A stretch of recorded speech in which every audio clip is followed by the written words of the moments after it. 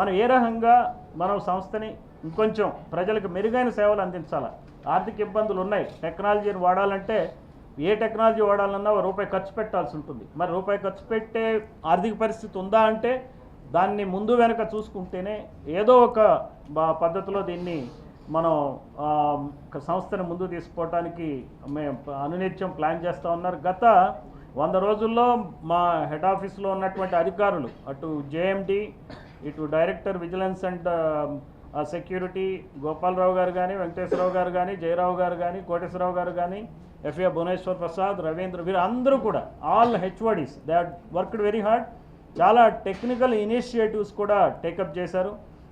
ఓ పక్కన మన రాష్ట్ర ప్రభుత్వం నుంచి, తెలంగాణ రాష్ట్ర ప్రభుత్వం నుంచి, అలాగే ఆంధ్రప్రదేశ్ రాష్ట్ర ప్రభుత్వం నుంచి 250 కోట్ల రూపాయల మాకు ఏవైతే రావాల్సి ఉన్నాయో కన్సెషన్, బస్ పాస్ కన్సెషన్స్, అటు ఫైనాన్స్ డిపార్ట్మెంట్ కూడా చాలా బాగా పనిచేశారు.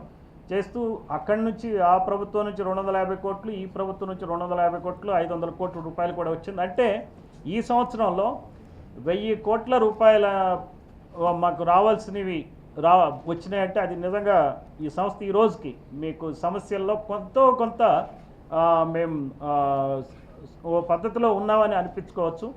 అది కాకుండా తెలంగాణ ప్రభుత్వం నుంచి 150 కోట్ల రూపాయలు కొత్తగా బస్సులు కొనడానికి కూడా ఇవ్వడం జరిగింది. మీరు చూశారు, ఈ మధ్య జేఎన్ఆర్ఎం పథకం కింద కూడా వచ్చిన బస్సుల్ని రిలీజ్ చేయడం కూడా జరిగింది, 80 వోల్వో బస్సెస్. అట్లానే విజయవాడలో, విశాఖపట్నంలో కూడా 30 వోల్వో బస్సుల్ని రిలీజ్ చేయడం జరుగుతుంది ఒక నెలలోపు. 15 విజయవాడలో, 15 విశాఖపట్నంలో వోల్వో బస్సులు రానున్నాయి అత్యాధునికమైనటువంటి సౌకర్యాలతో.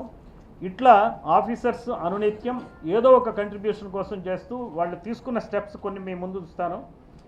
బేసికల్గా ఈ స్టెప్స్కి ముందు ఇంకొక మంచి పని ఏం జరిగిందంటే కాంట్రాక్ట్ వర్కర్స్ రెగ్యులరైజేషన్ ఒకటి జరిగింది. అది కూడా ఈ సంవత్సరంలో జరిగింది. దాదాపుగా 17,000 మంది కండక్టర్స్, డ్రైవర్స్ యొక్క సర్వీసెస్ని రెగ్యులరైజ్ చేశాం.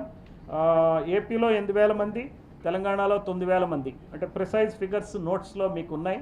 సో మొత్తం 17,000 మందిని రెగ్యులరైజ్ చేయటం జరిగింది.